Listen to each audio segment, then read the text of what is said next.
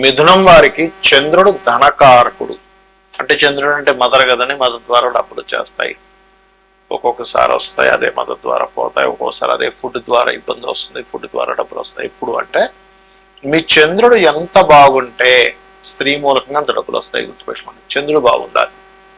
మాతృమూర్తిగా భావించినంత కాలం ప్రతి స్త్రీని మీరు మాతృమూర్తిగా భావిస్తే కూడా డబ్బులు వస్తాయండి మిథునం వారికి. ఇది ఒక గొప్ప యోగం మిథునం వారికి. అలాగే మరొక విషయం ఏంటంటే, ఇక్కడ మిథునం వారికి ధనం బాగా రావాలి అంటే ఎక్కువగా చంద్ర ఆరాధన ఎక్కువగా చేయాలి. అంటే చంద్రగ్రహం దగ్గర దీపం వెలిగించడము, చంద్రగ్రహం దగ్గర చంద్రుణ్ణి ఎక్కువగా ఉపాసించడము. అష్టమి చంద్ర విభ్రాజాలిక స్థల శోభితాయ నమః. కొంతమందికి చంద్రుడు బాగా పాడవుతాడు. పాడైనప్పుడు ఆ యొక్క కాంబినేషన్ లో పర్టికులర్ గా ఏంటంటే ఇబ్బంది వస్తూ ఉంటుంది. అయితే ఇక్కడ కనుక చంద్రుడు కనుక బాగుంటే కుటుంబ సభ్యుల్లో తల్లి ద్వారా, అత్తగారి ద్వారా కూడా డబ్బులు వస్తాయి. అయితే ఇక్కడ ఏంటంటే కొంతమందికి ఒక స్త్రీ మూలకంగా, అంటే ఎవరో ప్రేమించిన అమ్మాయి ద్వారా కొంతమందికి కలిసి వస్తే, కొంతమందికి సంతానం కలిగిన తర్వాత వస్తే, మరి కొంతమందికి జీవిత భాగస్వామి కలిగినప్పటి నుంచి వస్తుంది. అయితే ఈ మిథునం వారికి ఏంటంటే ఒక యోగం అనేటువంటిది రకరకాలుగా యాక్టివ్ అవుతూ ఉంటుంది. గుర్తుపెట్టుకోండి, మిథునం వారికి జీవిత భాగస్వామి కారకుడైనటువంటి గురువు పాపి. సో ఈ పాపి గనక ఇంకా ఎక్కువ పాపగ్రహాలతో సంబంధం కలిగి ఉంటే ఆఫ్టర్ మ్యారేజ్ తర్వాత డౌన్ఫాల్ ఎక్కువ అవుతూ ఉంటాడు. కానీ అదే గురువు కనుక బాగుంటే మీకు ఆఫ్టర్ మ్యారేజ్ తర్వాత కెరియర్గా మంచి గ్రోత్ పెరుగుతూ ఉంటుంది. అయితే ఇక్కడ ఏంటంటే ఈ గురువు ఉండే స్థితిని కూడా మనం గమనించాలి. అది గమనించుకోకుండా అయ్యో వివాహం తర్వాత నాకు అలా అయిపోయింది, ఇలా అయిపోయింది అంటే ఒకటే చెప్తాను, గుర్తుపెట్టుకోండి. మీరు పాస్ట్ లైఫ్లో చేసినటువంటి కర్మ ఇక్కడ వెంటాడుతుంది. ఓపెన్గా చెప్పాలంటే మనం ఒక పిచ్చి కర్మ ఏదో చేసాం, అది వెంటాడుతుంటుంది. అది భార్య రూపంలో రావచ్చు, తమ్ముడు రూపంలో రావచ్చు, అన్న రూపంలో రావచ్చు, బాసు రూపంలో రావచ్చు, పిల్లల రూపంలో రావచ్చు, ఏదైనా రూపంలో రావచ్చు. అది కాబట్టి ఇక్కడ ఏంటంటే మీ ఉపాసనా కారకుడు ఎవరో పట్టుకోగలిగితే మీకు ఇబ్బంది రాదు. అందులో పర్టికులర్గా పూర్వజన్మ కర్మని రూల్ చేసే గ్రహం కుజుడు కాబట్టి కుజగ్రహం ఏ భావాన్ని పాడు చేస్తుందో ఆ జోలికి వెళ్ళకూడదు. అంటే పంచమంలో ఉన్నాడు, ఈ అఫైర్స్ ప్రేమలను జోలికి వెళ్ళకూడదు. అలాని మనం ఎంత వెళ్ళకూడదు అనుకున్నా 99% అది తీసుకెళ్తుంది. కాకపోతే తెలుసుకుంటే వెళ్లకుండా ఉంటుంది జాగ్రత్తగా. కాబట్టి కుజుడు యొక్క స్థితి ఏదైతే ఉందో దీన్ని తగ్గించుకోవడానికి కందులు దానంగా ఇస్తూ ఉంటాయి. మీకు ధనం అనేటువంటిది రకరకాల మార్గాల్లో కలిసి రావడం జరుగుతుంది. లేనట్లయితే ఏమవుతుందంటే ఆ కుజుడు ఏ భావంలో ఉన్నాడో ఆ భావ సంబంధంగా ఎఫెక్ట్ రావడం, స్ట్రెస్ రావడం కూడా జరుగుతూ ఉంటుంది. ఇక మీరు నిత్యము లలితా సహస్రనామాలు చేయండి. స్త్రీ మూలకంగా డబ్బులు మీకు కలిసి వస్తుంది అంటే చంద్ర శుక్రుల సంబంధం ఉంటుంది మీ జాతకంలో, గుర్తుపెట్టుకోండి. అఫైర్ మూలంగానో లేకపోతే ఆ రకంగా. అలా కాదండి, మనకి ఈ చంద్ర శుక్రుల సంబంధం పాపగ్రహాలతో ఉంది అన్నప్పుడు మాత్రం మీరు ఎవరికైనా ఇచ్చారు డబ్బులు ఇంక పోయినట్టే. ఏదో ఆశ చూపిస్తారు, మీకు ఫలానా దాంట్లో 1,30,000 వస్తాయి, 40,000 వస్తాయి. ఆ రకంగా ఏంటంటే మీరు చంద్ర శుక్రులు పాడయ్యారు మిథున లగ్నం వారికి, మీరు చూసుకోవాల్సింది ఏంటో, ఓకే ఇది పాడైంది కాబట్టి నేను వీళ్ళతో జాగ్రత్తగా ఉండాలి. బాగున్నారు, వీళ్ళ ద్వారానే కలిసి వస్తుంది. ఆస్ట్రాలజీలో ఉండేటువంటి బ్యూటీ ఏమిటంటే నీకు ఏ మార్గం ద్వారా ఎవరి ద్వారా కలిసి వస్తుంది అనేటువంటి చెప్తుంది. అయితే మీరు ఎక్కువగా లలిత చదువుకోండి. ఓం సంపత్కరీ సమారూఢ సింధుర వ్రజ సేవితాయ నమః అనే మంత్రం చేయండి, ఖచ్చితంగా బాగుంటుంది. కొంతమందికి ఎలా ఉంటుందంటే తల్లి ద్వారా వస్తుంది. తల్లి అన్ని చూసుకుంటుంది పాపం, వాళ్ళకి చిన్నప్పటి నుంచి అన్ని ఎవ్రీథింగ్. మదరే మెయిన్ బోన్ సపోర్ట్గా ఉంటుంది. అలాంటప్పుడు ఏమిటంటే మీ లగ్నానికి 4వ అధిపతి ఎవరో చూసుకోవాలి. మీది ఏ లగ్నం అయినా, మేషం కావచ్చు, వృషభం కావచ్చు. ఇప్పుడు మేషం అనుకోండి, చంద్రుడు ధనాన్ని ఇచ్చే కారకుడితో ఉన్నాడా? ఇక్కడ ఏంటంటే చంద్రుడు కనుక శుక్రుడితో ఉన్నాడు, ధనయోగం ఫైనాన్షియల్గా బాగా మదర్ ద్వారా వస్తుంది. అలా కాకుండా ఈ అత్తగారి ద్వారా, అప్పుడు 10th లార్డ్ అంటే దశమాధిపతి, మీ లగ్నం నుంచి దశమాధిపతి ఎవరో తద్వారా వస్తుంది, గుర్తుపెట్టుకోండి. కొంతమంది చూడండి మూడో అధిపతితో కలిసి ఉంటాడు, అప్పుడు మామయ్య ద్వారా వస్తుంటాడు డబ్బులు.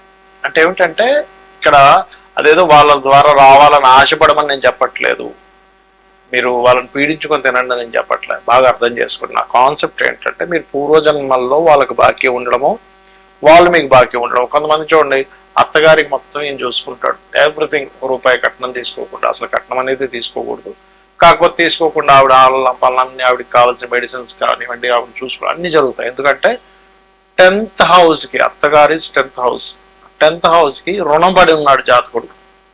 కొంతమందికి భార్యని ఇంకా ఆవిడకి ఏం కావాలో అన్ని కొనిస్తూ ఉంటాడు. కొంతమంది ఇతను ఏ జాబు చేయకుండా ఇంట్లో ఉంటే భార్య మొత్తము కూడా సంపాదించి ఇతనికి ఏం కావాలన్నీ చూసుకుంటూ ఏమాత్రం కించపరచకుండా కూడా చూసుకుంటారు కొంతమంది. అది ఎందుకు అంటే కొంత వీళ్ళ మంచితనం ఉంటుంది అక్కడ, వీళ్ళు ఏదో పాపం గొప్ప విషయాల కోసం ట్రై చేస్తూ ఉంటారు, ఈ ఐఏఎస్ ఐపీఎస్ కోసం పక్క చదువుకుంటూ ఉంటారు, లేకపోతే ఈయన ఎంతో నిజాయితీగా వ్యాపారం చేసి కూడా నష్టపోయి ఇంట్లో కూర్చొని ఉంటే ఆవిడ అర్థం చేసుకుని పోషించవచ్చు. బట్ ఇక్కడ ఏంటంటే ఏదైనా కావచ్చు కారణం అక్కడ. ఇక్కడ ఏంటంటే జీవిత భాగస్వామి ద్వారా మీకు బెనిఫిట్ ఉందా లేదా.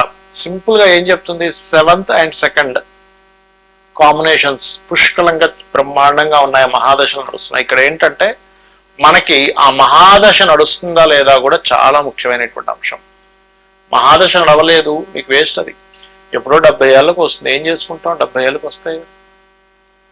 అప్పుడు ఏదో ఇంట్లో కూర్చొని ఉంటే ఎవడు పెడుతూ ఉంటాడు. అలా కాకుండా కొంతమందికి చూడండి, భార్య లేదా భర్త ఆ యొక్క బిజినెస్ లో ఎంటర్ అయితే డబ్బులు వస్తాయి, అప్పుడు కూడా సప్తమం ధనయోగాన్ని ఇస్తుంటుంది. చాలా మంది ఏం చేస్తారు, పార్ట్నర్షిప్ అనగా వద్దనేస్తారు. వద్దడం కాదు, జాతక చక్రంలో ఏముందో చూడాలి. పార్ట్నర్షిప్ ద్వారానే కలిసి వచ్చే ఉంటాయి. నేను ఒక జాతకం చూసినప్పుడు అతనికి ఏంటంటే జాతకం చూస్తే అసలు ఏమీ అస్సలు అంటే అసలు బాగాలేదు, ఏంటి అసలు ఏమి బాగా ఉంటుంది, మీరు ఏదైనా కొంచెం మీరు సొంతంగా కాకుండా పార్ట్నర్షిప్ ఏమైనా చేయండి అంటే ఆయన ఒకటే మాట అన్నాడు, సార్ నేను పార్ట్నర్షిప్ చేసినప్పటి నుంచి నా లైఫ్ బాగుందండి అన్నాడు. ఎందుకంటే అతనికి పార్ట్నర్ ద్వారా ధనయోగం ఉంది.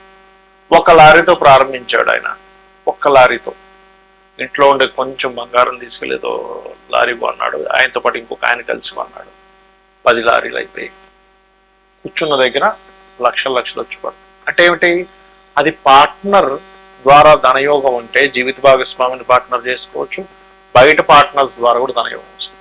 అంటే ఇక్కడ మీరు అర్థం చేసుకోవాల్సిన విషయం ఏంటంటే ధనము ఏ రూపంలో ఉందో, ఒక స్త్రీ మూలకంగా ఉందా శుక్రుడు ఇస్తాడు, ప్రేమ మూలకంగా ఉందా పంచమం, ఒక్కోసారి పంచమం ప్రేమనే కాదు సంతానం కలిగిన తర్వాత కూడా డబ్బులు వస్తాయి, గుర్తుపెట్టుకోండి. అంటే మీకు ఆ పర్సన్ పర్టికులర్గా ఒక మనిషితో యోగం ఉన్నప్పుడు ఆ పర్టికులర్ జీవుడు అక్కడే జన్మిస్తాడు, గుర్తుపెట్టుకోండి. ఆ సర్కిల్లోనే జన్మిస్తాడు, అక్కడ ఉండే దాంట్లోనే జన్మిస్తాడు, ఆ పర్టికులర్ స్కూల్కే వెళ్తాడు, ఆ పర్టికులర్ కాలేజీకే వెళ్తాడు, ఆ పర్టికులర్ జాబ్కే వెళ్తాడు, అక్కడ ఎవరో పరిచయం అవుతారు, లేదా ఆ పర్టికులర్ మనిషినే పెళ్లి చేసుకుంటాడు. బికాజ్ ఆఫ్ దాన్నే యోగము అంటుంది జ్యోతిష్ శాస్త్రం. యోగం అది ఇబ్బంది పెట్టేదైనా యోగమే అంటుంది, మంచిదైనా యోగం ఉంటుంది. ఎందుకంటుందంటే ఇబ్బంది పెట్టేదైనా యోగం ఎందుకు అవుతుందంటే ఇబ్బంది పడుతున్నావు నువ్వు, కానీ కర్మని తొలగించేసుకుంటున్నావు.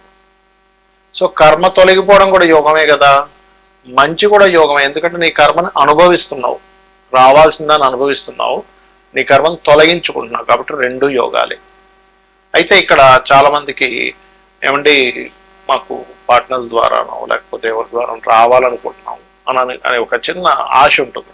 అప్పుడు ఏ గ్రహం ద్వారా అయితే పాడై మీరు ఇబ్బంది పడుతున్నారు ఆ గ్రహానికి దానం ఇచ్చుకోవాలి.